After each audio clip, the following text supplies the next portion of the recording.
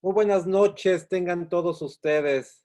El día de hoy, 28 de mayo del 2020, estamos transmitiendo completamente en vivo desde la plataforma Zoom y también simultáneamente con el Facebook de Yo Soy Médico 17 para toda la comunidad médica en México y en algunos otros países. Nos ven en Estados Unidos, Nicaragua, Guatemala, Panamá, Costa Rica, entre otros países, a donde enviamos un fuerte y caluroso saludo. Seguimos transmitiendo en esta novena semana ininterrumpida de lunes a viernes, todos los días a las 8 de la noche, siempre con temas que ustedes han ido pidiendo, solicitado y sobre todo de mucho interés y aportando un granito de arena para esta situación que enfrentamos en el mundo, principalmente para los médicos y profesionales de la salud de habla hispana. El día de ayer tuvimos una extraordinaria conferencia con la doctora María Ana, ella es oftalmóloga, y bueno, nos han preguntado dónde poder recuperar ese video. Si se grabó, todas las conferencias se graban, tanto en el Facebook de Yo Soy Médico 17 como en el Facebook de Medical Legal Center, y también actualmente entran al canal de YouTube de Medical Legal Center y están ordenadas y se van a seguir ordenando todas las conferencias. Si usted se la perdió, se la recomendaron, bueno, la mejor manera de volverla a ver y compartir con mucho gusto es a través de este medio. También le recuerdo que si alguno de los presentes que nos ven y nos escuchan eh, pertenece a un colegio de profesionistas de la salud, médico, de una especialidad y quisiera una sesión cerrada para su colegio de aspectos legales del tema COVID, ¿qué pasa si no me dan mi equipo de protección personal? ¿Qué pasa si estoy dentro del grupo vulnerable y no me han respetado ese derecho que tengo para protegerme? Tengo más de 60 años, soy hipertenso, inmunosuprimido, etcétera. También con mucho gusto podemos, nos contactan en el correo atención.mlc@gmail.com. Repito, atención sin acento, atención.mlc@gmail.com. Y bueno, se han agendado muchísimas sesiones cerradas para ese grupo de colegios médicos o agrupaciones médicas. También les recuerdo que el lunes, miércoles y viernes tenemos a Susana Hernández, que nos facilita información, cápsulas en relación con el estrés laboral de los profesionales de la salud. Está disponible en el Facebook de Yo Soy Médico 17. Dentro de nuestro programa tenemos ya confirmado el próximo lunes ya a alguien delegado que es el Business School del Tecnológico de Monterrey, que nos hablará de las perspectivas económicas para los profesionales de la salud durante y posterior al regreso de esta situación para médicos, enfermeras en general. También tenemos ya confirmado a una persona en tema de nutrición, una psicóloga, temas interesantísimos. Si no les envían el WhatsApp con la información, pueden consultar nuestras redes sociales a partir de mañana en la tarde, ya este programa de toda la semana. Y si no, es la misma clave con la que han entrado en las últimas semanas, vuelven a entrar y con mucho gusto los conectan. Les quiero pedir también que las preguntas y respuestas me ayuden a elaborarlas en, en el capítulo de preguntas, en donde dice preguntas y respuestas, no en el área de WhatsApp, no en el área de chatear, sino en el área de preguntas y respuestas, por favor, en el botón de preguntas y respuestas. También comentarles que un agradecimiento especial al doctor, Yo Soy Médico 17, quien, como siempre, nos facilita su plataforma para realizar esta transmisión en vivo. El día de hoy tendremos a un invitado que es el vicepresidente del Colegio de Urgencias y Desastres. Él es médico adscrito al servicio de urgencias del Hospital General Centro Médico La Raza del IMSS. También es médico adscrito al servicio de urgencias del Hospital 1 de Octubre del ISSSTE. Es profesor de materia de urgencias médico-quirúrgicas de la Escuela Superior de Medicina del Politécnico Nacional y es actualmente el vicepresidente de la Academia Mexicana de Medicina de Urgencias y Desastres. Estamos hablando del doctor Fabián Guadalupe Chable Chan, quien nos hablará de la importancia realidad de los servicios de urgencias ante la infección por coronavirus en México. Sin embargo, no lo veo conectado. Hace un momento hicimos una comunicación con él. Y si, doctor, si está conectado, le pediría que me escribiera en el chat para saber cómo está. Hace un momento lo vi como Alexia o Alexa, pero no lo veo ahora en este momento conectado. Entonces, si me ayuda a conectarse, por favor. Bueno, en lo que se conecta, le reitero que la próxima semana muy movida, tenemos ya confirmada, prácticamente confirmado a la doctora Sara, ella está en el Instituto Nacional de Nutrición y nos hablará del tema de cómo ha afectado a la especialidad de geriatría. El doctor lo veo conectado, nomás me puede escribir, doctor, por favor, en donde dice chat, para saber cómo está, con qué nombre está anotado. Doctor Chable. Sí, ya ahí está conectado, doctor. Nomás tiene que, pues, conectarse.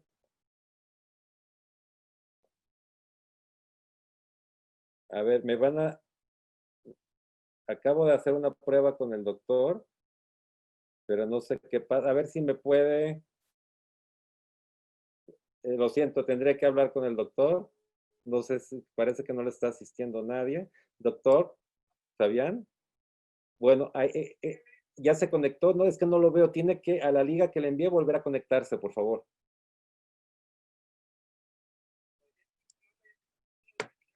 Sí, ese es el seminario, exacto.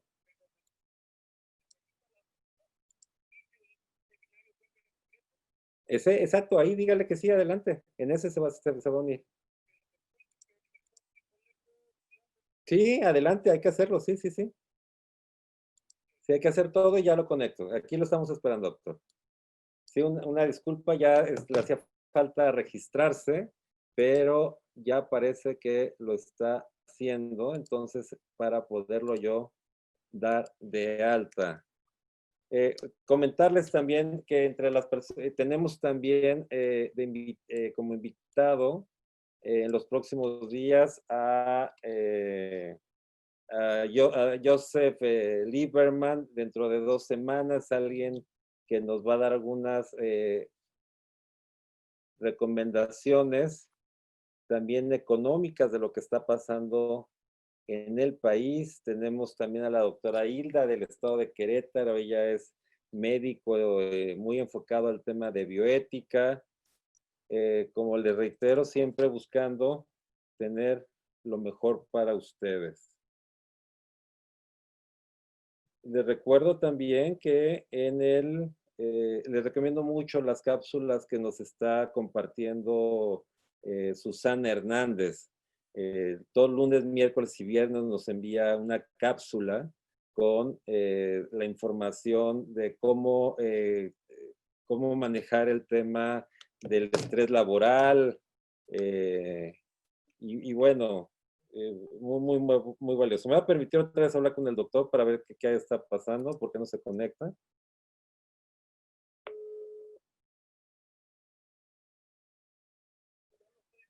Ah, ya me está viendo. ¿Usted está como? ¿Cómo quedamos?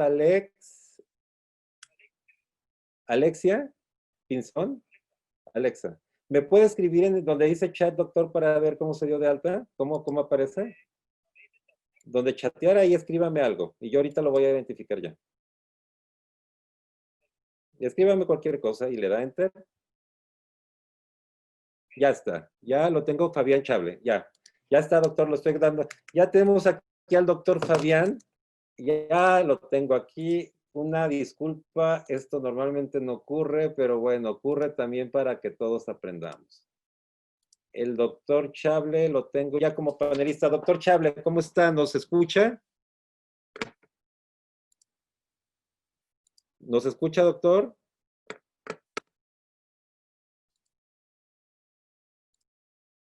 Doctor, ¿nos escucha? Sí, sí lo escucho. Ok, ya lo escuchamos, ahora nomás nos falta verlo. Donde dice del lado izquierdo abajo, video, le da clic y para verlo.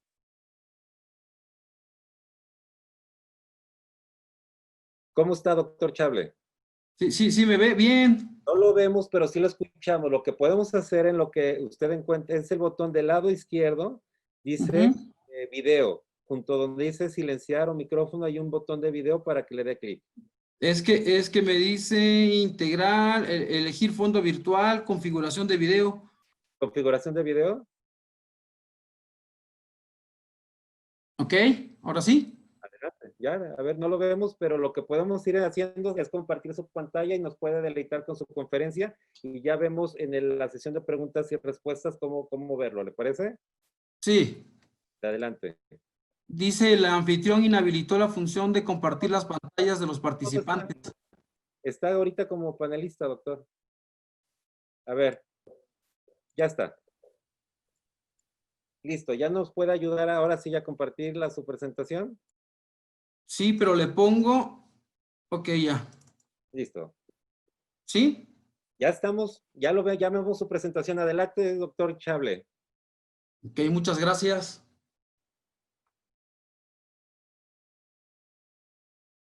Hola, pues buenas noches.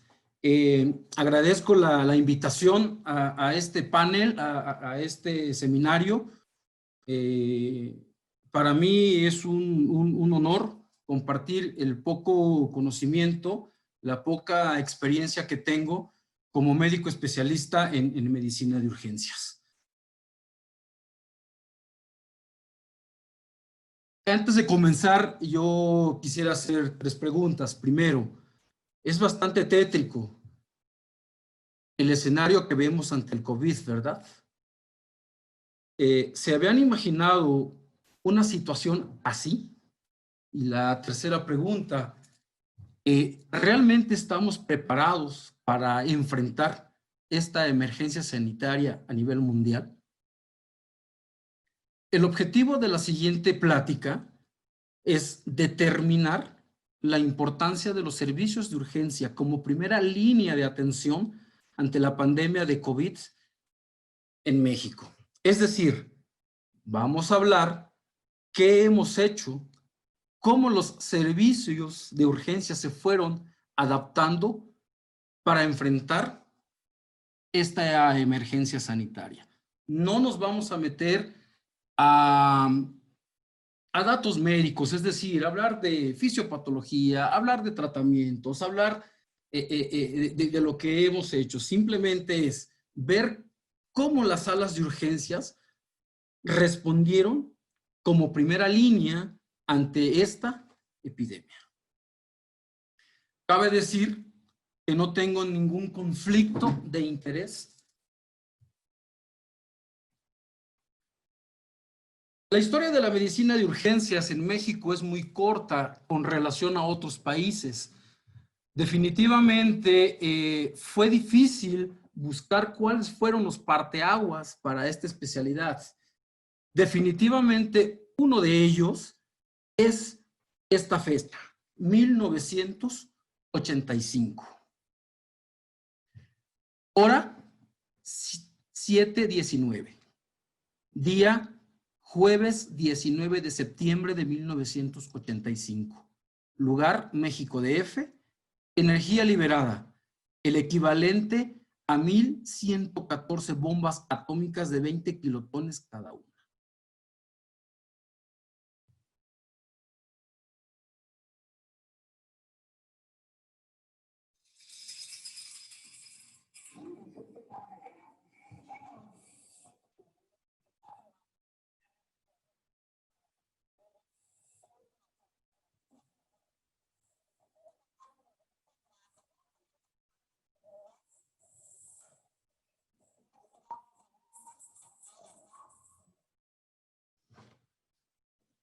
Así fue como quedó la Ciudad de México en esa ocasión.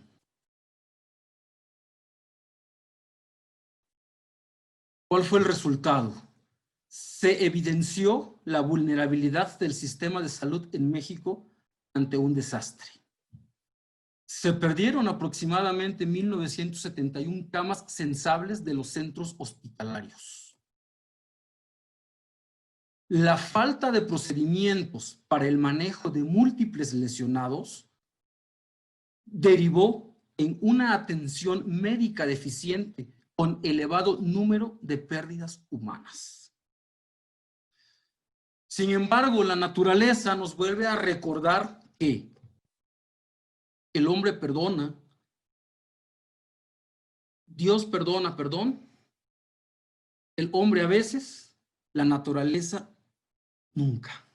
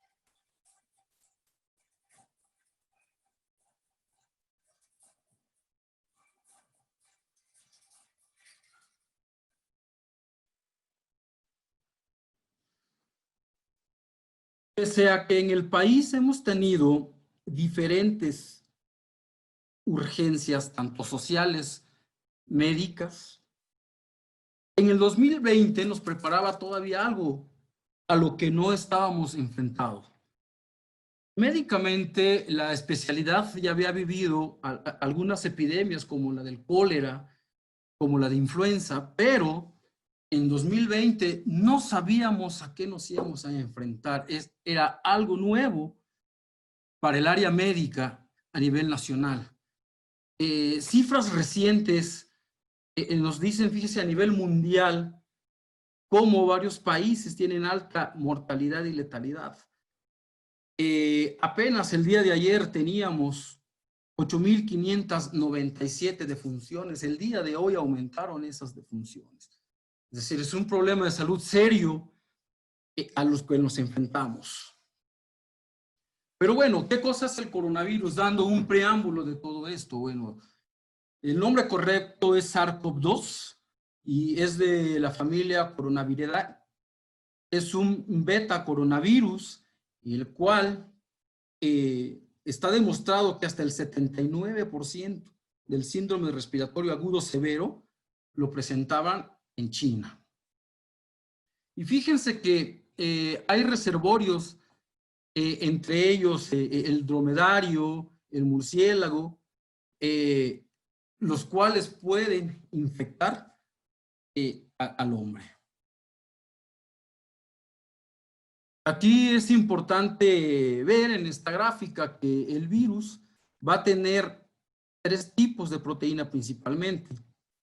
Una proteína S que va a estar en la espiga, una proteína E en la envoltura y una proteína M en la membrana. Estas van a ser las partes que van a infectar principalmente a las células del cuerpo, en donde principalmente va a atacar neumocitos tipo 1 y neumocitos tipo 2. Y pues recordar que es un virus de ARN con un diámetro de 1.250 y con 4 estructuras proteicas de las que ya mencionamos. Importante saber que una vez que el virus ataca al neumocito, va a tener diferentes mecanismos fisiopatológicos por los cuales va a deteriorar la función de esta célula y por consecuencia la función respiratoria. Primer paso, fíjense cómo vamos a tener una codificación del ARN. Después se van a formar proteasas. Estas proteasas, o va a haber una transcripción de este ARN. En el retículo endoplásmico rugoso, este ARN se va a reproducir va a haber un ensamblaje con las demás células y posteriormente esta célula ya infectada o dañada egresa del organismo. Fíjense cuántos mecanismos fisiopatológicos tenemos en esta lámina. Y recordar que los neumocitos son las principales células que va a atacar este virus. De un lado tenemos un alvéolo normal y del otro lado tenemos un alvéolo inflamado.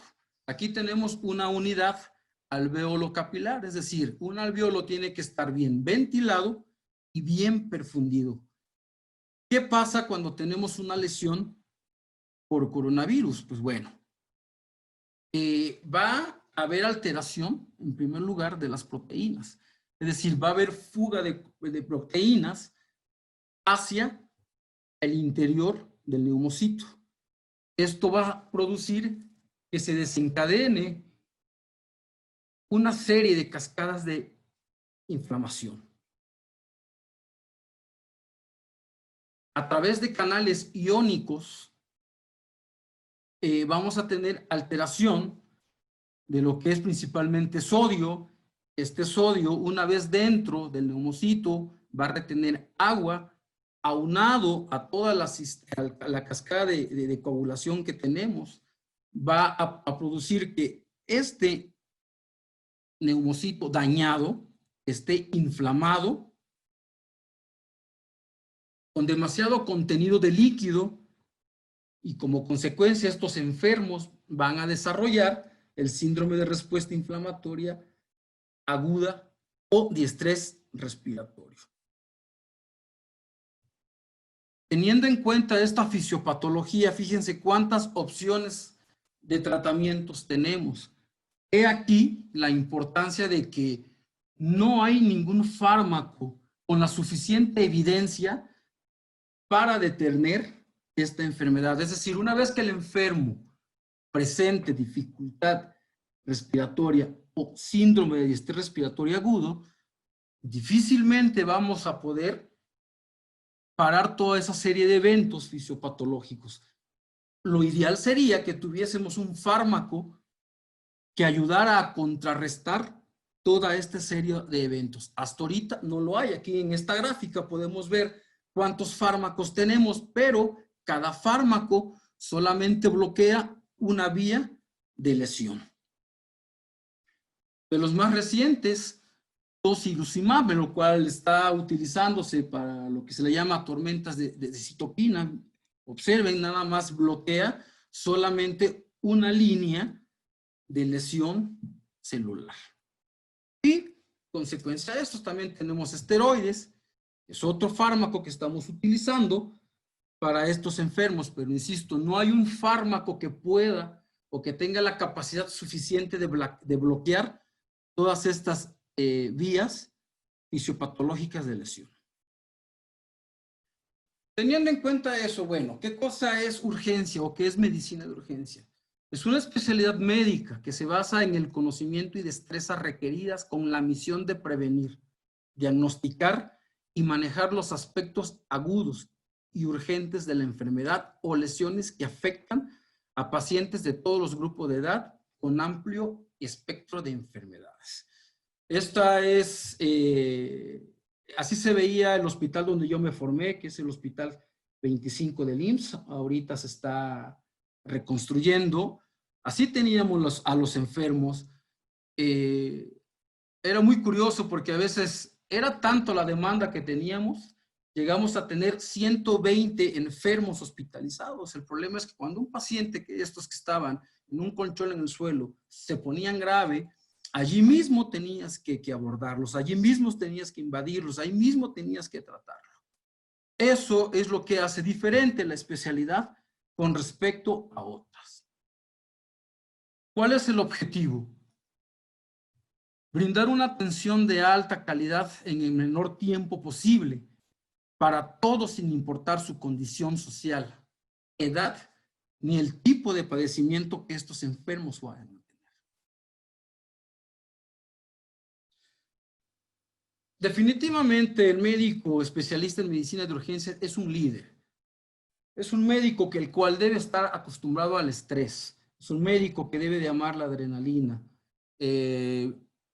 Viendo a antiguos maestros como Judith Cintinali, al doctor Peter Rosen, decía que antes la sala de urgencia le comentaban la morgue y era una sala donde pues nadie quería ir. Yo creo que eso hasta ahorita sigue siendo.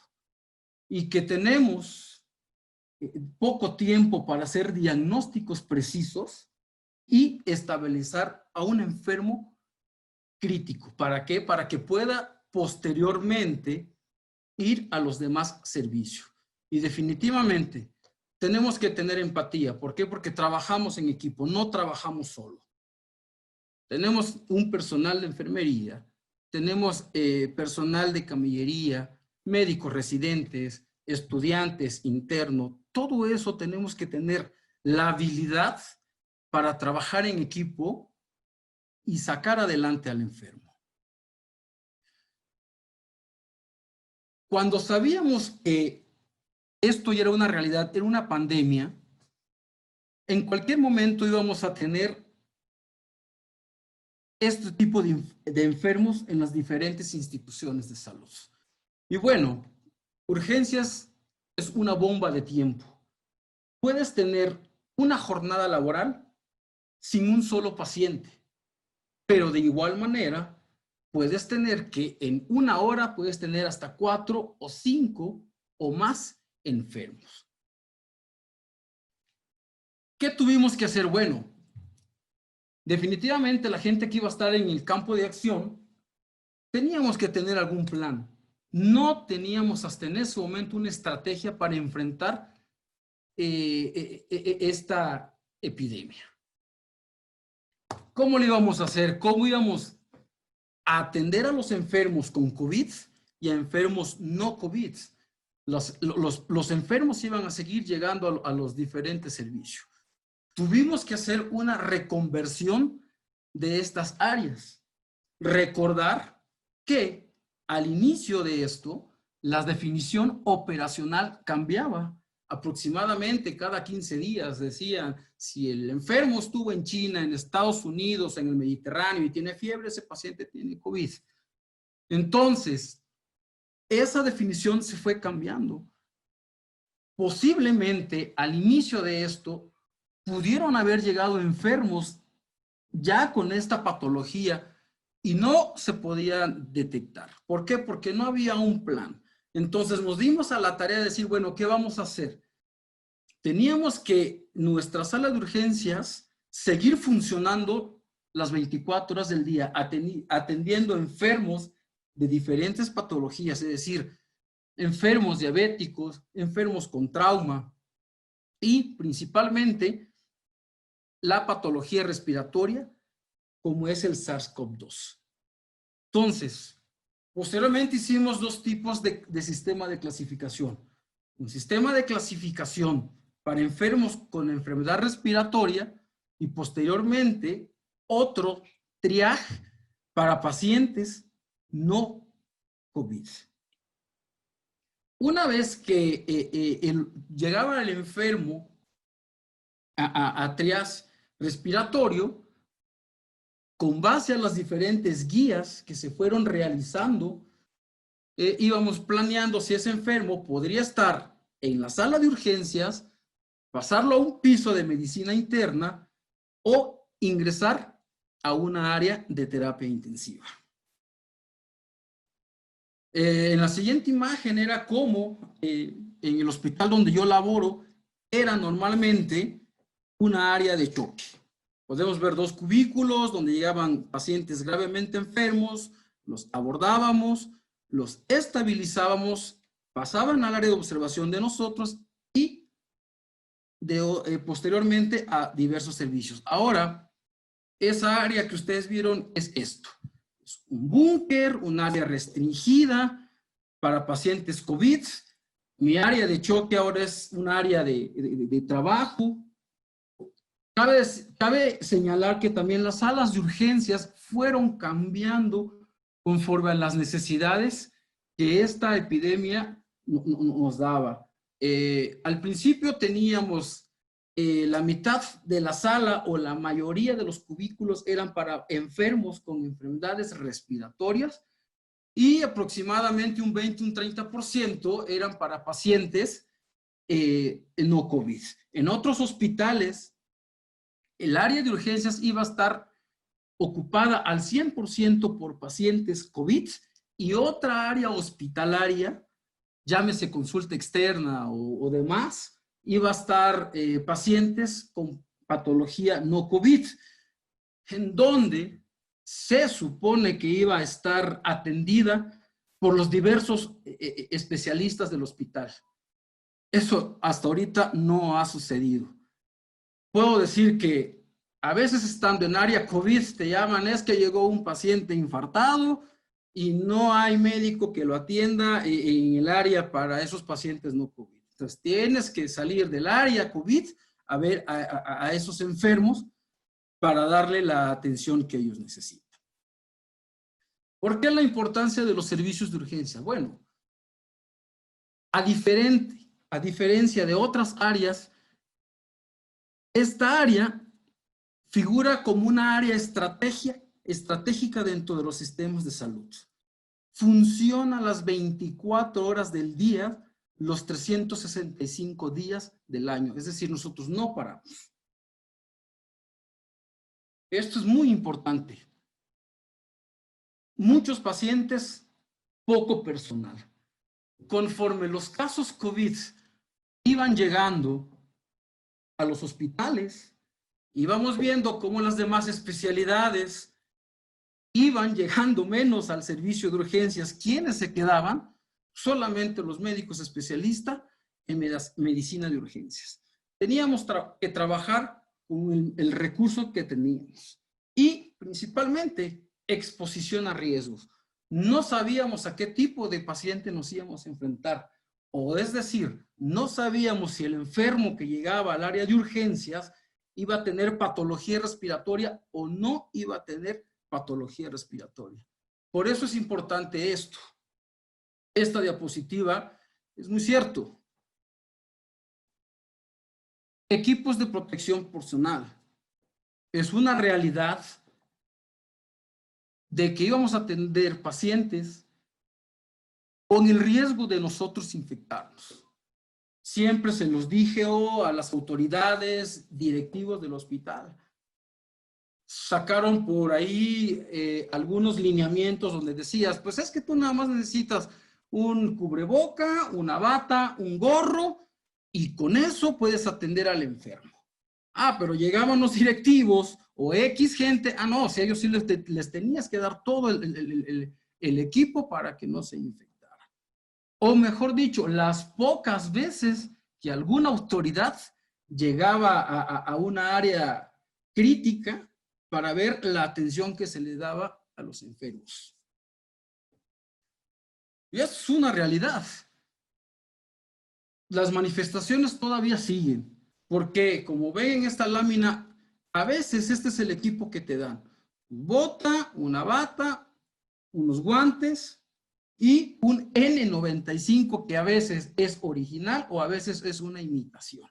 Definitivamente no podíamos enfrentar una patología así. ¿Qué tuvimos que hacer? Muchos de nosotros comprar nuestro equipo de protección personal. Teníamos que seguir trabajando y como dice esa lámina, no me niego a trabajar, pero necesito protección. He aquí que se ha visto que varios trabajadores de la salud, llámese médicos, enfermeros y todo el equipo ha estado contagiado, incluso hay muerte alta en este tipo de trabajadores. ¿Por qué? Porque no teníamos el suficiente o el adecuado equipo de protección.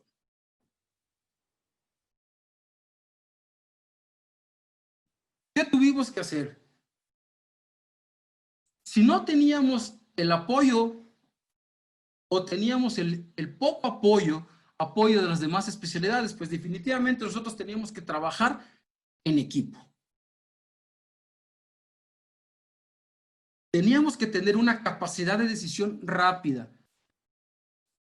Como urgenciólogo, tenemos esa capacidad de decir, este paciente viene gravemente enfermo por la naturaleza de esta patología o por la naturaleza de urgencias, no cuentas con el suficiente tiempo para abordar un enfermo.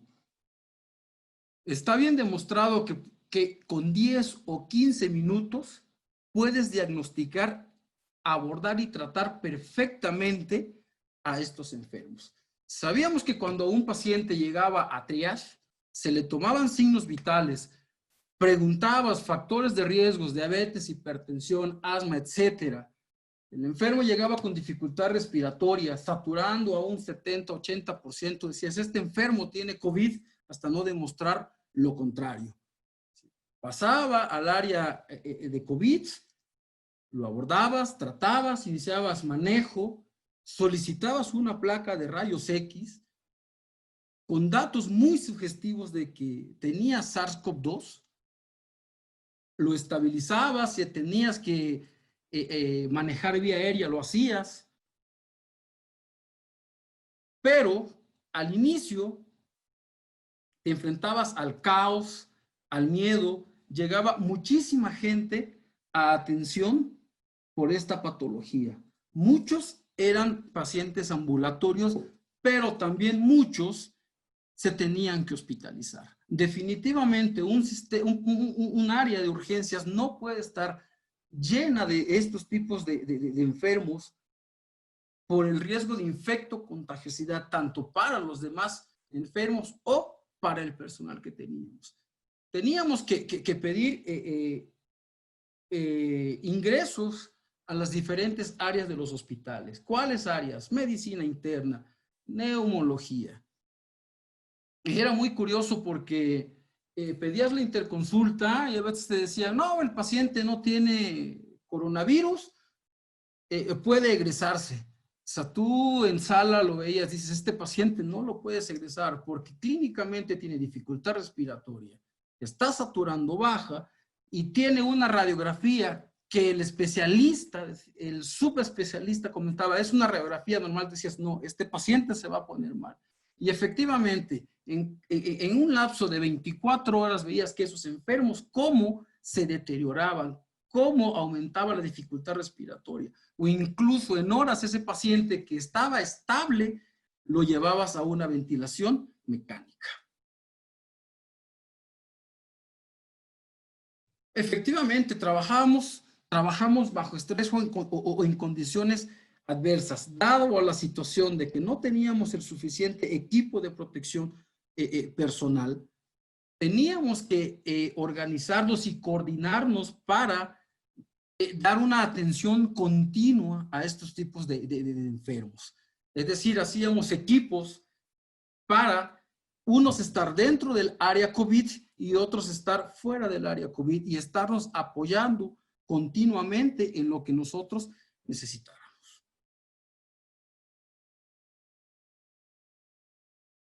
El médico especialista en medicina de urgencias es un médico que está capacitado para atender pacientes gravemente enfermos. En esta patología, principalmente, teníamos que trabajar en condiciones adversas. Créame que es muy difícil estar laborando con todo el equipo de protección. La primera vez que yo atendí e invadí a un enfermo con todo el equipo de protección fue una verdadera desgracia para mí, una frustración porque no ves absolutamente nada. El intubar a un enfermo en estas condiciones es difícil. 2, poner un acceso central es totalmente difícil dado a las condiciones del equipo de protección personal que tienes. ¿Tenemos uso de tecnología? Sí. Como sabíamos que entre más nos exponíamos a esto, más riesgo teníamos de infectarnos, pues en algunos hospitales nosotros, médicos en urgencia, tuvimos que comprar equipos, como cuáles videolaringoscopios. ¿Para qué? Para facilitarnos el trabajo. Si se acuerdan de la fisiopatología, estas son imágenes de enfermos con SARS-CoV-2. Vean, con base a la tecnología que ya podemos tener, vean estas tomografías, cómo tenemos un daño pulmonar severo. Radiográficamente también son las imágenes que empezamos a ver de este tipo de paciente, y eso es debido a la alteración que hay en los neumocitos. Estos enfermos tenías que llevarlos a ventilación mecánica y darle manejo invasivo. Afortunadamente, en el área de urgencia ya hay médicos capaces de manejar cualquier tipo de medidas invasivas y no invasivas. Podemos decir que ya hay médicos especialistas en vía aérea difícil. Podemos decir que ahí en urgencia ya tenemos el alcance ultrasonido, ecocardiografía, ventilación, invasivo y no invasivo. Entonces, estos pacientes gravemente enfermos, era muy curioso porque los invadías, los estabilizabas, bueno, tenían que pasar a un área crítica. A veces esa área crítica o estaba lleno o por X o por Y razón no aceptaban a los enfermos. ¿Quién veía a esos enfermos? El médico especialista en urgencias. Importantísimo. Llegaba un enfermo COVID. Abordabas, estabilizabas, y por eso pongo, ¿de quién es el enfermo COVID? Paciente que tiene un abdomen agudo quirúrgico, pues le hablas al cirujano. Una mujer con una emergencia obstétrica o embarazada, le hablas al ginecólogo. Pero aquí era muy curioso porque a pesar de que el enfermo ya lo estabilizabas, a pesar de que el enfermo ya le dabas el tratamiento y que demostrabas con estudio que era un paciente que tenía COVID, ningún servicio quería aceptarlo. Todo mundo, como la imagen, todo mundo huía. ¿Quién tenía que ver esos enfermos? El área de urgencias. Y eso es a colación de que los censos en el área de urgencia en esta pandemia, afortunadamente, generalmente eran entre 25 y 30 enfermos COVID que tenías. Si tú ibas a los pisos de medicina interna o a las diferentes áreas reconvertidas para atender a esos pacientes, llamaba la atención que en los pisos de medicina interna solamente habían 15 enfermos.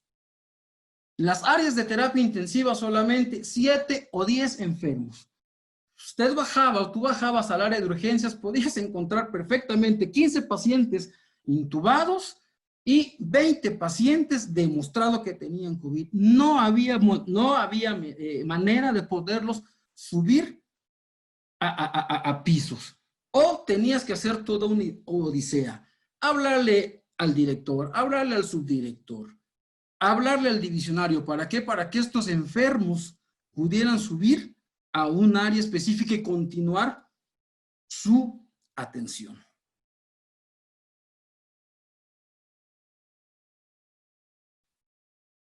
¿A dónde nos dirigimos con todo esto? Bueno, medicina de urgencias ya es una realidad en México. Es una especialidad nueva con relación a otras, pero queremos salas de urgencias estrictamente manejadas por médicos especialistas en medicina de urgencias. Que tengamos tecnología invasiva o no invasiva. Afortunadamente ahorita ya podemos decir que en urgencias damos fibrinolisis a pacientes con enfermos con infarto cerebral. Podemos decir que ya damos fibrinolisis a pacientes con infarto miocárdico.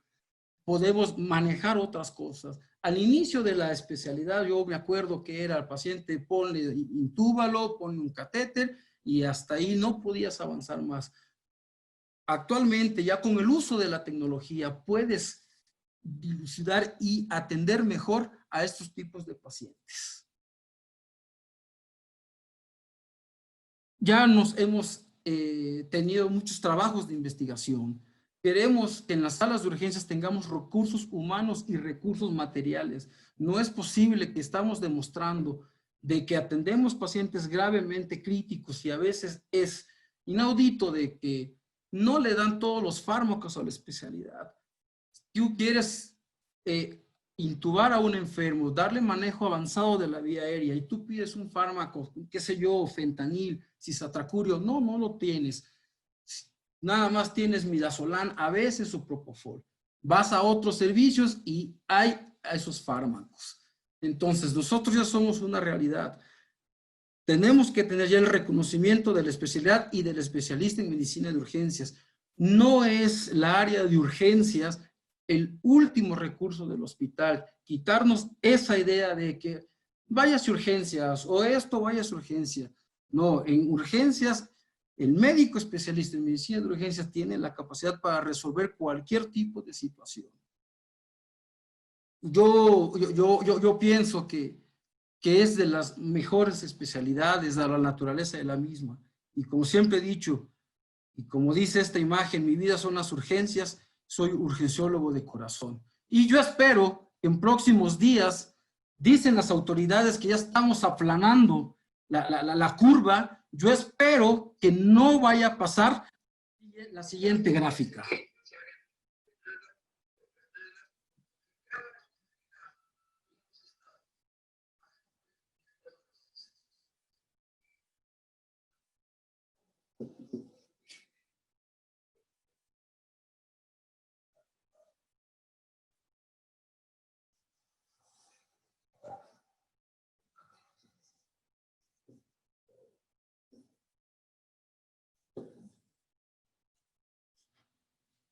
Yo espero que el 1 de junio no salgamos así, ¿verdad? Y definitivamente, parte importante de esto son los residentes de urgencias, son mis residentes del Centro Médico La Raza, de que han estado con nosotros hombro a hombro tratando de sacar esta urgencia. Un reconocimiento para ellos, su trabajo es invaluable, han estado con nosotros. Gracias y felicidades, gracias por su atención. Doctor Fabián, qué bárbaro, muchísimas gracias, extraordinaria su plática. Por favor, antes de que iniciemos a preguntas y respuestas, le pido que de nuestra parte y de los asistentes le envíe un reconocimiento a todos los médicos de los servicios de urgencias, de su asociación y por supuesto a los médicos residentes que tan loable labor desempeñan. Mira, hasta la chinita se me puso la carne, doctor Fabián. Muchas gracias. Plática. Muchas gracias. Vamos a ver si puede ver su video. Mientras tanto, le voy elaborando preguntas. ¿Le parece? Claro que sí. Doctor, nos pregunta, bueno, usted comentaba, primero van las mías, comentaba de que estamos viendo algunos fármacos, luego otros fármacos. ¿Qué pasa con la combinación de fármacos? ¿Esto funciona? Mire, puse una imagen donde se ven diferentes vías fisiopatológicas de lesión al neumocito. La combinación de fármacos es para tratar de frenar todas esas vías fisiopatológicas de lesión pulmonar. ¿Sí funcionan? Por supuesto que sí, pero también es el inconveniente de que un solo fármaco a veces es ineficaz para tratar esta patología. De acuerdo. Muy bien. Otra cosa que me llamó la atención es que usted dice es que esto requería planeación. O sea, no es lo mismo llegar a atender a pacientes como lo veníamos haciendo que hacerlo de una manera planeada y ordenada. ¿Es así? Correcto. Muy bien. Tengo varias preguntas. El doctor Leopoldo Rodríguez, a quien le envió un saludo, le pregunta ¿qué porcentaje de los pacientes intubados ve que tienen, que salen de esta enfermedad? En urgencias no teníamos ese seguimiento de esos enfermos. ¿Por qué? Porque una vez que los sometías a ventilación artificial, esos pacientes o subían a medicina interna o subían a terapia intensiva. Es difícil que yo diga ahorita, de estos que intubamos, estos salieron. ¿Por qué? Porque desafortunadamente no le dabas el seguimiento en las demás áreas. Sí. Con la experiencia o con lo que hemos visto en esta pandemia, Puedo decir que quizá es un 50-60% de los enfermos que se fueron recuperando que ameritaron ventilación mecánica. Sí, esto se lo comento porque el martes tuvimos un par de pacientes que les dio pavor saber que se iban a intubar y fue lo que los motivó su deseo de salir adelante. De repente escuchamos que es viable, otros que no es tanto, etcétera. Doctor, mire, ya lo vemos, qué bueno. ¿Nos ayudaría a dejar de compartir su pantalla en el botón rojo para que lo podamos ver más, más de cerca? Voy elaborando la siguiente pregunta. El doctor Jorge Aponte nos pregunta, yo tengo una duda respecto a esta enfermedad. Como estamos de equipo y de médicos y que no hay lugares en los hospitales, ¿cómo podría manejarse un paciente en casa? Un médico que tenga su familiar, que tenga estos síntomas, seguramente dirá, ¿qué lo lleva a un hospital? Si lo puedo atender aquí, ¿cuál sería su recomendación? Mire, los enfermos se clasifican en dos: enfermos que tienen falla respiratoria y pacientes que no tienen falla respiratoria. Es decir, aquellos enfermos que tienen sintomatología COVID, la que ya todos sabemos, mialgias, fiebre, artralgias, dolor faríngeo, una vez valorado en el hospital y que se demuestre que no tiene falla respiratoria, es decir, es un enfermo que está saturando arriba del 90% y que no tiene ningún factor de riesgo, ese paciente perfectamente se tiene que ir a casa. ¿Cuáles son las recomendaciones que se dan? Primero, aislamiento domiciliario, eso es imprescindible. Las medidas de protección, es decir, cubrebocas y fármacos. Sí, por supuesto, como he dicho, no hay un fármaco, no hay una panacea para estos. Te dicen, hay que dar tratamiento como, si es fiebre, pues antipiréticos, solamente. Hay gente que dicen, vamos a darle un tratamiento profiláctico. Sí, está bien validado. ¿Cuál es? Antibióticos y algún tipo de otro fármaco. ¿Ok? Pero sí se puede manejar en casa perfectamente. Siempre y cuando no tenga falla respiratoria. Excelente, doctor, excelente. Esto es fabuloso. La doctora Lupita Alvarado nos pregunta, ¿cuál es su opinión de la guía de triage del consejo? Muy buena. Guía del sí. Muy buena. El problema que es, una cosa es lo que está en la guía y otra cosa es lo que te dan. ¿Por qué? Porque la guía te dice, para comenzar, el personal que está ahí tiene que estar con equipo de protección.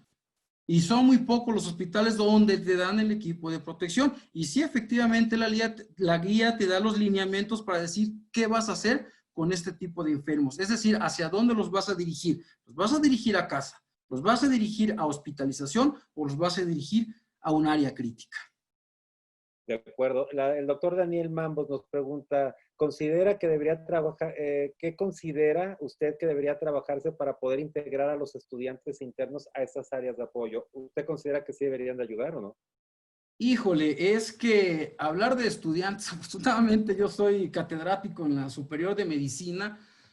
Híjole, pues mire, si como nosotros médicos de base y especialista estamos luchando porque nos den un equipo de protección para poder atender estos enfermos, difícilmente a un estudiante se lo van a dar. Por supuesto, si tuviéramos el recurso y tuviéramos el equipo de protección personal suficiente, por supuesto que sí, no estaría mal la idea de que un interno, residente o estudiante pudieran estar allí con nosotros, pero acuérdense, primero es mi protección y posteriormente lo que sigue. De acuerdo, el doctor Hugo Rodríguez Restendi se dice, medicina de urgencias es una especialidad relativamente nueva. ¿Cuál es el dilema médico más frecuente al que se ha enfrentado en el área de urgencias? Híjole, pues es que hay muchos dilemas. Hay muchos dilemas al que me puedo yo a enfrentar. Uno de ellos fue como los que comenté en la plática. No es posible que yo manejo enfermos críticos y no tenga yo todo el recurso para sacar adelante estos pacientes. Podríamos decir infinidad de dilemas o de ejemplos, pero a lo que voy es eso, de que a veces no tenemos el suficiente recurso para sacar adelante a los enfermos. Doctor, la doctora Marisela Escareño nos pregunta, si un paciente se le está aplicando tocilizumab por otra patología, podríamos estar pensando que entonces está un poco más protegido que el resto de la población si llegara a aparecer COVID. Por supuesto que no. Tocilizumab es un fármaco que generalmente se indica en COVID para algo que se llama tormentas de citoquinas. Pero yo puedo decirles que hemos tenido enfermos con COVID, con tormentas de citoquinas, se le pone tocilizumab y el paciente empeora. Hemos tenido pacientes que se le pone tocilizumab y mejora.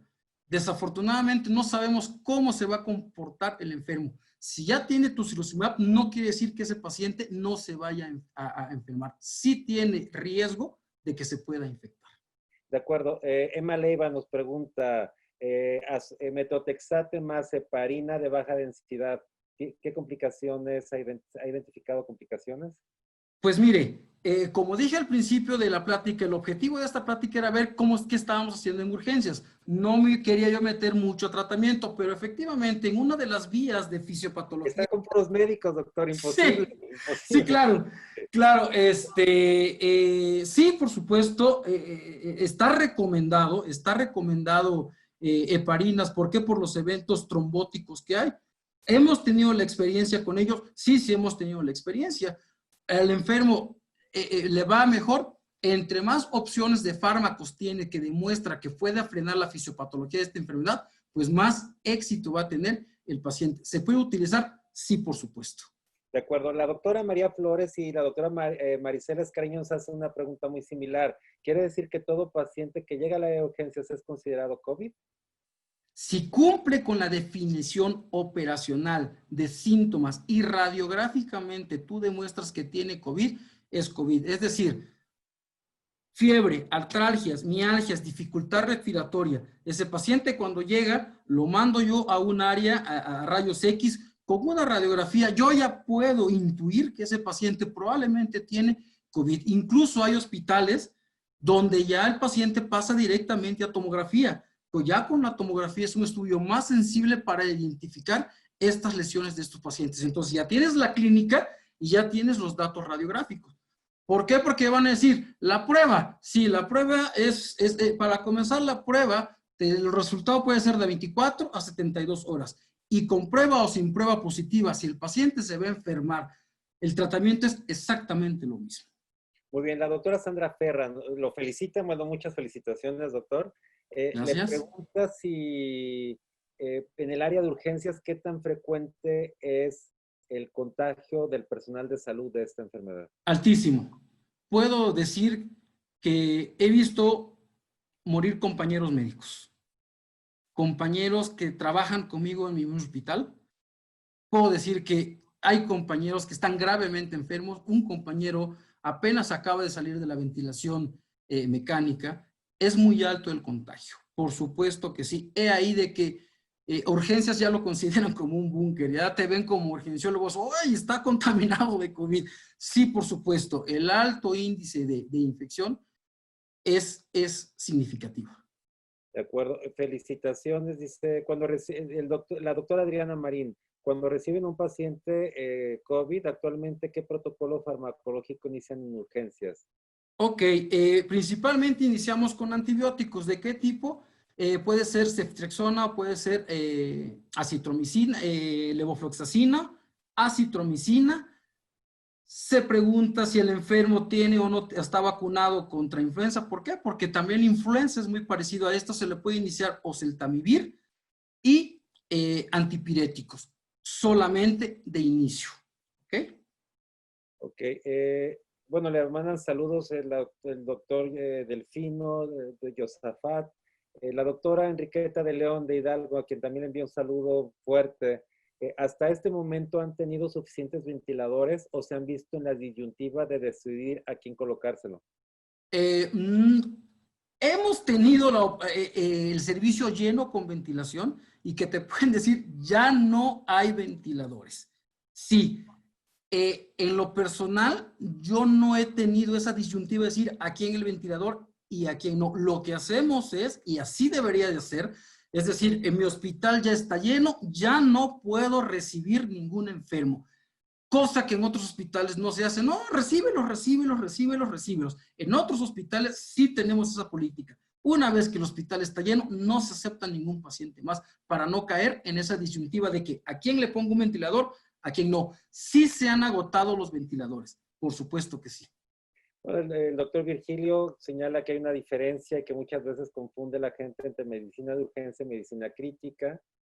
Gabriela Silva nos pregunta, ¿con qué medicamentos realiza la inducción para poder intubar? Vuelvo a repetir, en urgencias a veces tienes que trabajar con lo que hay. Por lo que hay. A veces puedes tener midazolam, puedes tener propofol, puedes tener cisatracurio, puedes tener becuronio, puedes tener rocuronio. ¿Qué hacemos? Cuando vamos a intubar le dices a enfermería, ¿con qué contamos? Y con lo que tenemos, pues con eso hacemos la inducción para estos enfermos. Lo ideal sería que estos pacientes los llevaras a una parálisis. ¿Para qué? Para evitar el aerosol y evitar riesgo de infección. Doctor, ahorita nos comentaba que usted obviamente solamente está en la primera etapa de atención, después los deriva. Nos preguntan, digo, si tuviera el dato, ¿cuáles fueron las secuelas o si supo que algún paciente tuviera secuelas después de estar intubado? Fibrosis pulmonar y el uso de oxígeno domiciliario. Principalmente es fibrosis pulmonar. Yo he visto y he sabido. Ok. Bueno, es una pregunta también, pero se la tengo que hacer porque no Claro. la hace. Artaevia Ramírez, sus recomendaciones para los odontólogos. ¿Con base a qué? ¿A prevenirse? ¿O con base a qué medidas para seguir atendiendo? Definitivamente ahorita México es un territorio minado. Yo le puedo decir que hay pacientes que han llegado a mi hospital infartados y tienen COVID. Yo le puedo decir que hay pacientes diabéticos que ya han descontrolado y son COVID. Pacientes que llegan por una patología abdominal, llámese un cólico vesicular y son COVID. No sabes qué tipo de paciente vas a enfrentarte. Más vale que tengas todas las precauciones debidas y todo el equipo para que evitar un contagio.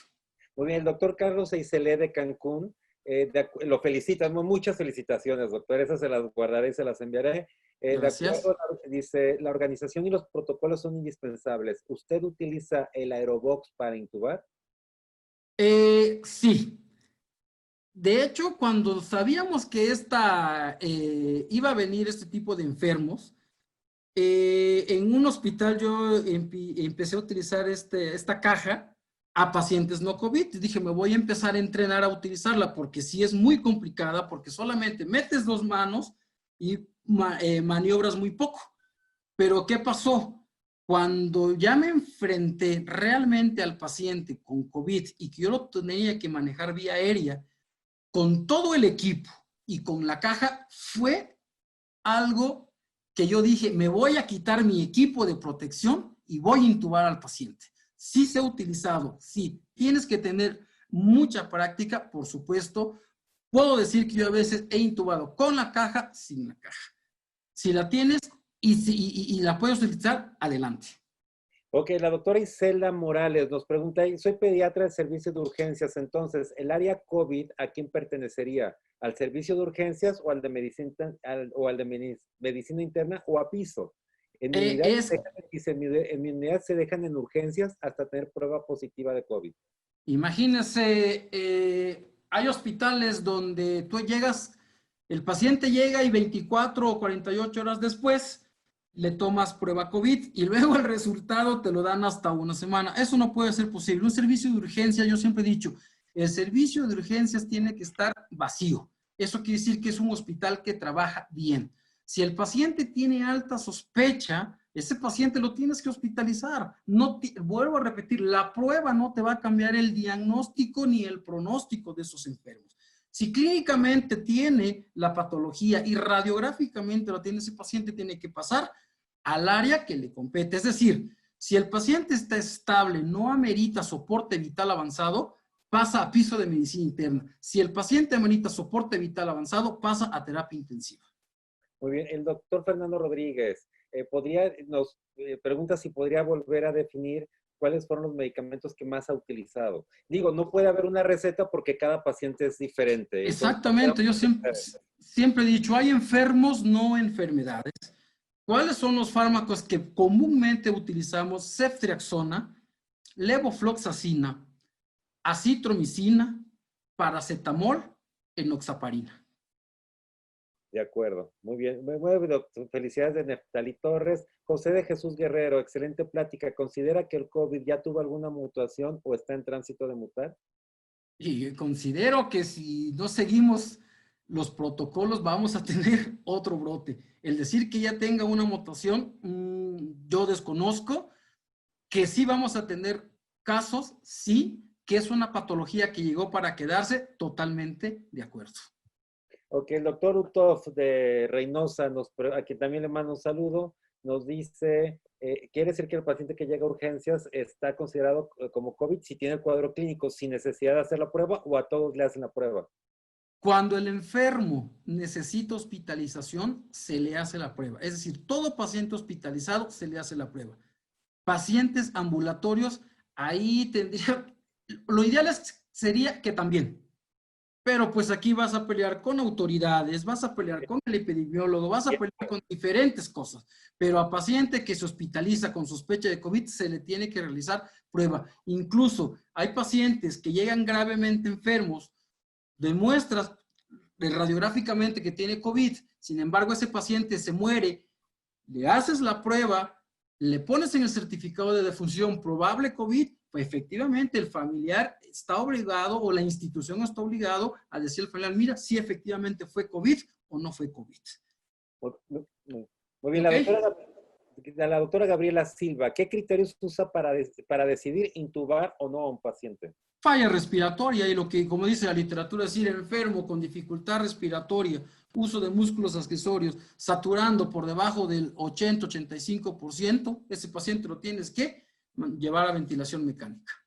Muy bien, el doctor Alejandro Sánchez nos pregunta, solo los que hemos trabajado en urgencias sabemos todo lo que como médicos adscritos pues pasan, pero yo creo que también todos los servicios son una institución pública y a veces en algunas privadas ocurre lo mismo, y no solamente en México.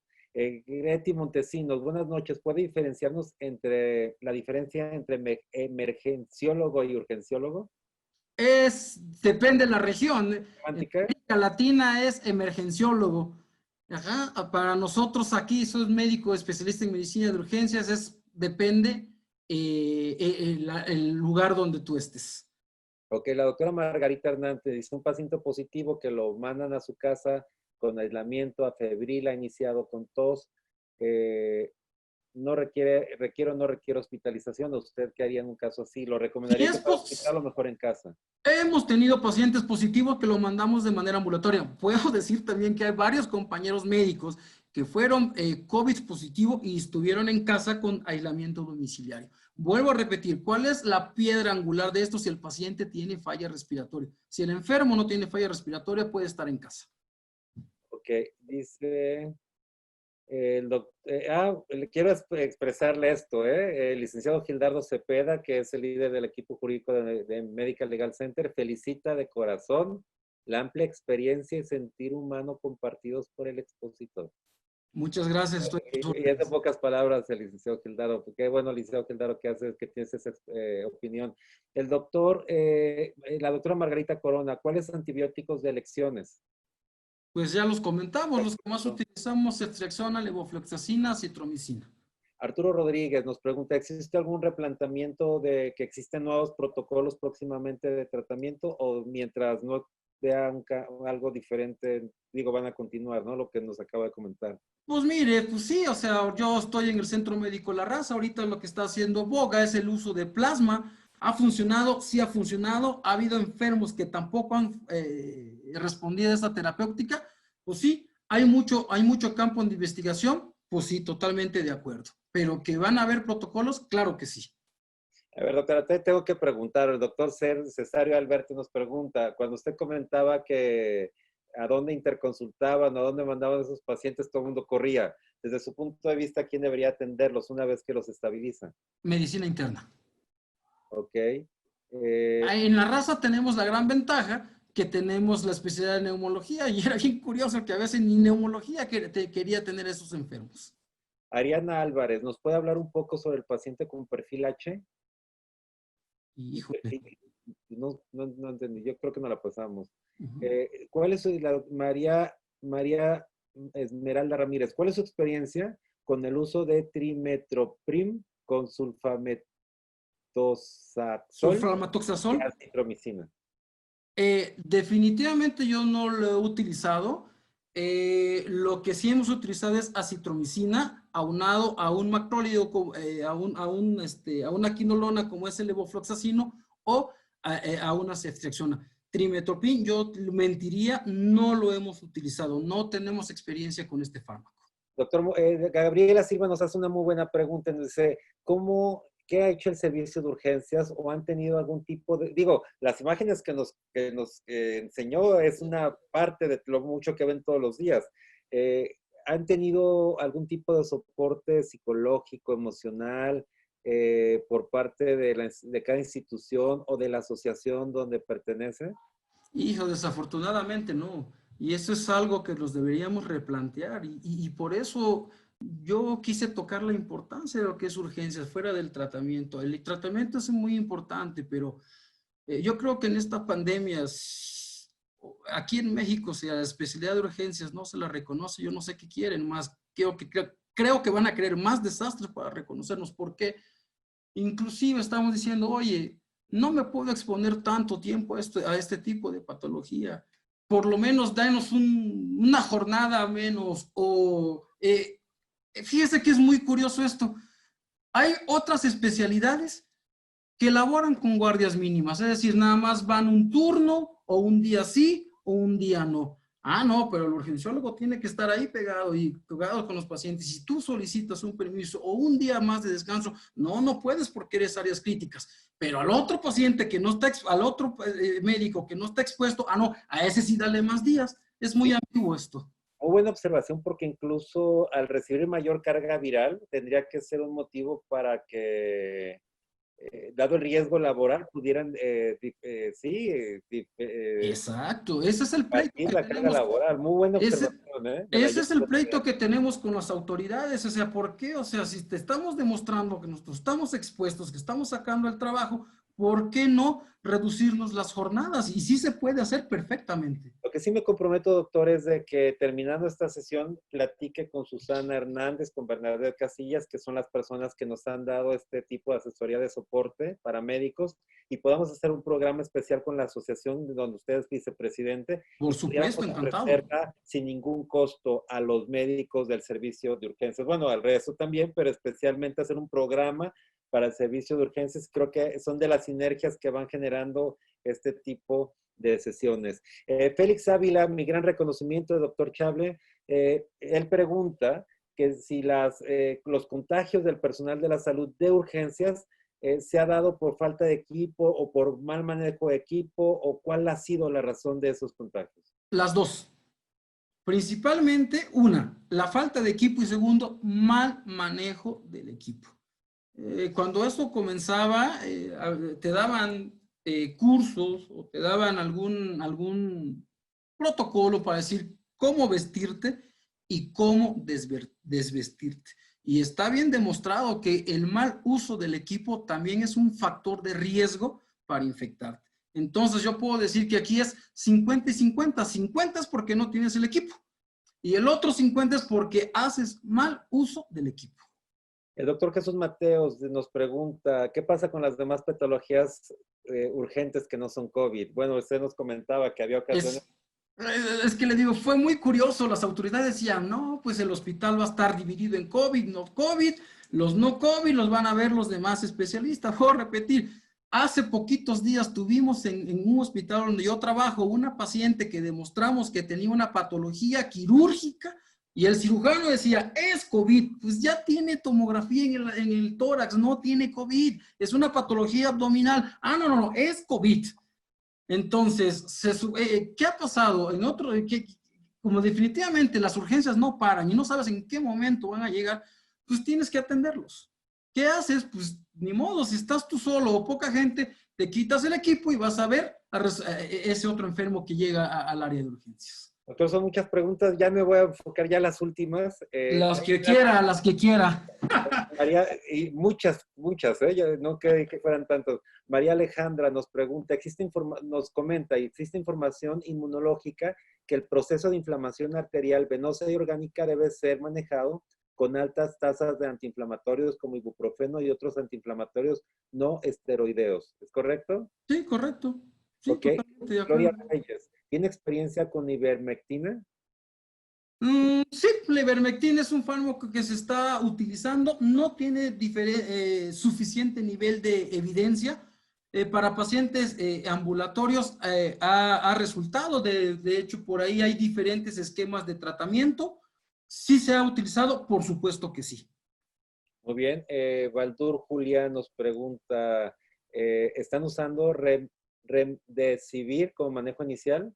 Sí, por supuesto que sí, los hemos utilizado. Claro, por eso yo lo puse en una diapositiva donde se ve dónde actúa y sí hemos utilizado el fármaco. Sofía Gavina nos pregunta, como urgenciólogo aborda pacientes pediátricos. En síntesis, dice, ¿cómo le hace para tener un paciente cuando no se ve nada en las mascarillas?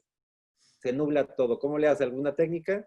Pues ahí sí Dios manda. creo que vale la pena la experiencia y pues tantos pacientes que intubas, dices, pues aquí y con lo poquito que logro ver, sabes que ahí está la vía aérea para asegurarla. Alma Leticia Vázquez, esa la voy a dejar al final. Dice, ¿cómo se ha protegido dice Francisco Godínez, ¿cómo se ha protegido para intubar y colocar catéteres subclavio dadas las dificultades con el EPP? Para intubar, vuelvo a repetir, uno, en lo personal, cuando fue la realidad ya no utilicé la caja. Al paciente lo llevamos a parálisis respiratoria, que ya no hiciera ningún esfuerzo y lo intubábamos, le asegurábamos vía aérea. Hay varias estrategias o varios tips, poner líquidos antiempañantes en los gogles o en la careta, o poner un poco de jabón, shampoo para que no se te empañe tanto. Y vuelvo a repetir, ahí es la habilidad de cada quien. Nosotros ponemos catéteres siempre, entonces pues vas teniendo experiencia con el solo hecho de tocar y decir, aquí está esto, aquí pongo el catéter, o tenemos a veces la ventaja de que podemos tener un ultrasonido y ponemos los catéteres guiados por ultrasonido. Mariela Colín, ¿le ha tocado manejar el tema de voluntad anticipada? ¿Alguien que llegue con un documento de voluntad anticipada? ¿Que ya no le hagan intubación, por ejemplo? Sí, por supuesto. Por supuesto que sí, llegan, dicen, ¿sabe qué? Mi paciente no quiere esto, se respeta. Claro que sí, hemos tenido esos enfermos. Sara Ordanza, ¿se ha documentado en alguna literatura la presencia de trombosis posterior a haberse dado de alta? Luego, entonces, ¿se recomienda estar con anticoagulantes, quiero pensar, plaquetarios? No, antiagregantes plaquetarios. Antiagregantes plaquetarios. Por ahí decían que la aspirina o seguir con enoxaparina. Mire, o sea, hay tanta información de esto, pero no hay el suficiente nivel de evidencia para decir, este fármaco te va a funcionar. Si lo puedes utilizar, utilízalo. No está de más que lo utilices. O sea, si con eso vas a estar bien y te vas a sentir mejor con eso, adelante. Pero insisto, que tengas un fármaco con la suficiente evidencia que diga que te va a funcionar, no lo hay. Ya la doctora Mejía nos dice, es que doctor, siento que se van a acabar y siguen por más preguntas, pero vamos con todas. Doctora Mejía dice, nos dieron un curso por parte de anestesiología de intubación de paciente, colocándose una bolsa plástica en la bata a nivel de hombros, cubriendo al paciente con la misma el ambú y la laringoscopio para mejor visualización del área y para evitar aerosoles. ¿Ha tenido usted alguna experiencia con esa técnica? Lo puedo decir que ambú no utilizamos. El ambú está bien demostrado que provoca más aerosol. Entonces, primero es protégete tú. Si tú tienes todo tu equipo de protección personal y si disminuyes el riesgo de aerosol, difícilmente te puedes contagiar. Puedes utilizar la famosa caja, sí, o la otra puedes utilizar un videolaringoscopio, ¿vale? Pero si tú estás bien protegido, a eso sí, el ambú está totalmente proscrito para estos enfermos. La doctora Margarita Hernández, un paciente cardiópata, ¿cuánto es la oximetría que maneja?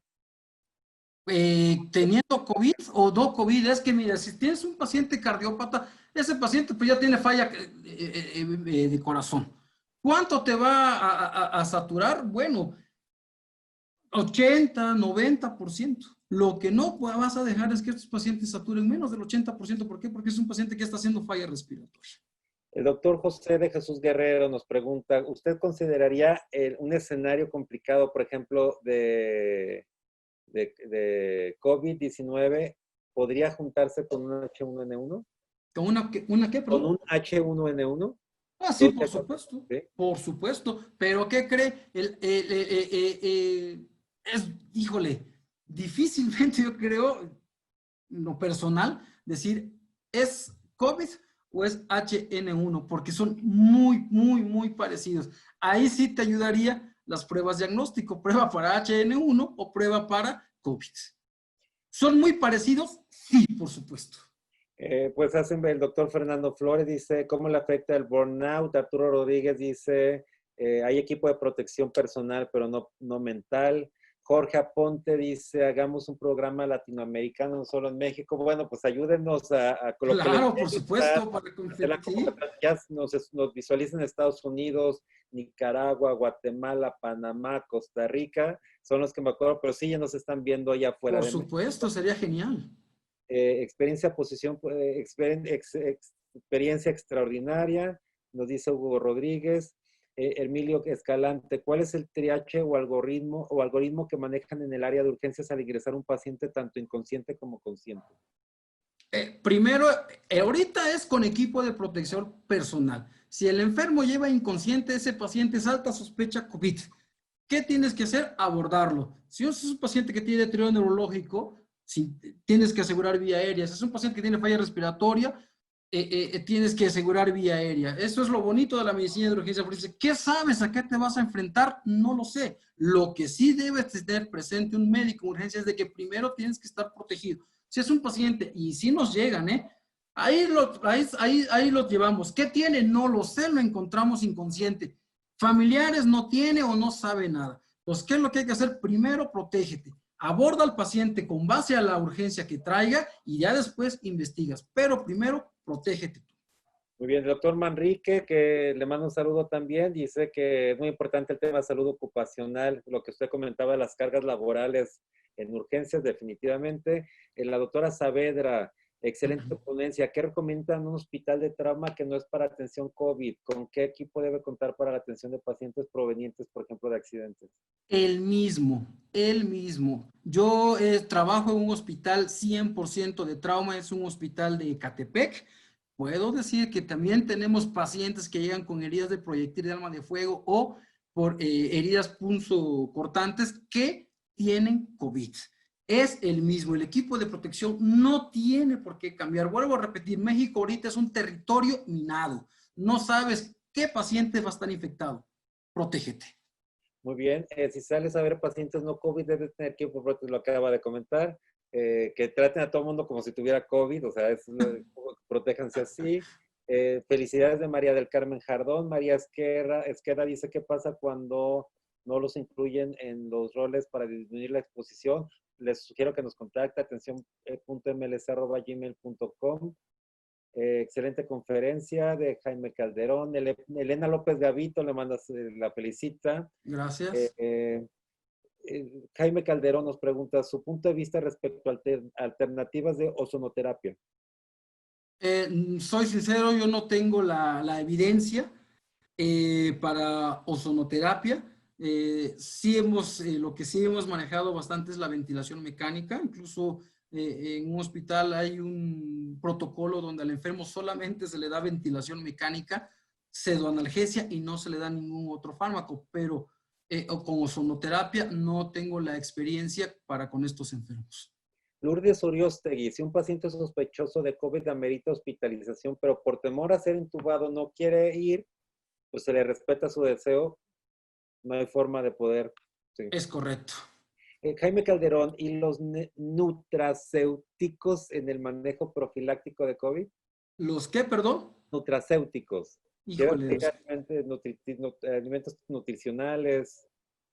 Pues es que, le voy a repetir, Dicen, Vitamina ejercicio, C, vitamina deporte, D. dieta, pues sí, totalmente de acuerdo. O sea, una dieta balanceada te va a ayudar, sí, por salud y por el bienestar, por supuesto.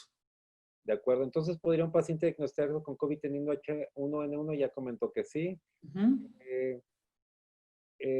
¿Considera entonces que las demás especialidades, aún viendo pacientes, no están tan expuestos? Hay pacientes asintomáticos o con síntomas leves. Aún no sabemos si habrá secuelas pulmonares después. Por lo tanto, ¿considera un riesgo de trabajo? Sí, por supuesto, todas las especialidades estamos en riesgo. Desde que un enfermo llega a un hospital, el riesgo es exactamente para todos. Ok. Eh, el doctor Jaime Calderón, me gustaría mandarle al doctor protocolos de ISCO 3. Tiene su teléfono, yo se lo voy a mandar. De todos modos, el doctor en la última presentación puso su mail y su correo, su teléfono. Si no, nos lo solicitan a atención.mlc@gmail.com y con mucho gusto los compartimos para que ustedes se contacten, puedan platicar y con mucho gusto la idea es poderlos, que ustedes se conozcan. Claro que sí. Habla de ISCO 3, Comité Internacional de Ozonoterapia, pero bueno, hay que ver que usted lo descubra. ¿Cuáles son los retos del servicio de urgencias en el COVID-19? Equipo de protección, que tengamos unos buenos planes estratégicos para atender a estos enfermos, que tengamos unas rutas excelentes de evacuación, es decir, que yo como urgenciólogo no tenga que ir, oye internista, ¿quieres subir al paciente? Oye intensivista, ¿quieres tener al paciente en terapia? Que tengamos la tecnología suficiente y en urgencias para atender estos enfermos, que no sobresaturemos los servicios de urgencia, que el personal de urgencia también tenga la oportunidad de trabajar con guardias mínimas o jornadas laborales mínimas. Yo creo que esos son los retos principales que tenemos. Muy bien, la psicóloga clínica Marta Aces nos hace un tema. Dice, ¿quién apoya también a los familiares del paciente? Ella, quiero comentarles que la vamos a tener la próxima semana, nos va a hablar también del estrés de los profesionales de la salud y también la vamos a invitar a que participe apoyando a los médicos en el servicio de urgencias, pero también importante el manejo con los pacientes y sus familiares para que no ocurra lo que pasó en Ecatepec, que llegaban y se volvieron lo que pasa, lo que vimos todos. Entonces creo que también podría ayudar mucho este tema. Doctor Fabián, quiero felicitarlo y agradecerle mucho aceptar la invitación que le hicimos para participar en este webinario. Nos gustaría que, si gusta, darnos un mensaje para la comunidad médica que lo está escuchando, que lo está viendo, ya vio cientos de personas. Agradezco de antemano la invitación, yo quedo a sus órdenes.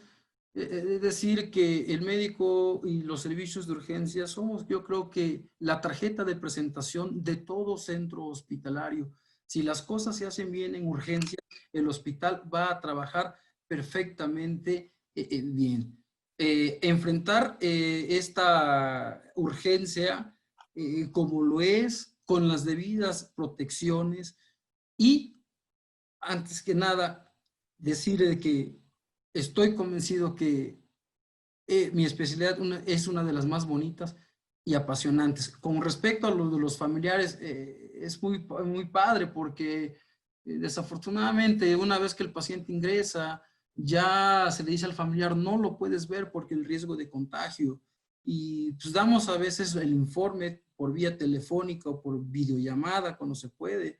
Y cada historia que tú escuchas del otro lado de la línea, que a veces dices, híjole, ¿cómo ayudo a este familiar? ¿Cómo hago para que este familiar pueda estar con su enfermo? Sí, son cada experiencias que uno tiene del otro lado de la línea y que pues ahí estamos para servir y hacerle frente a este tipo de urgencias y a la que venga. Para eso estamos capacitados.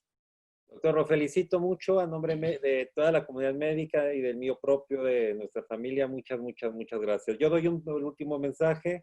Quiero recordarles que esta conferencia que nos dio el doctor Fabián Chable estará completamente disponible para todos ustedes a partir de unos minutos más en el Facebook de Yo Soy Médico 17, en el Facebook de Medical Legal Center y también en el YouTube de Medical Legal Center. los colegios médicos que quisieran tener alguna sesión de asesoría. ¿Qué pasa si no tengo equipo de protección personal?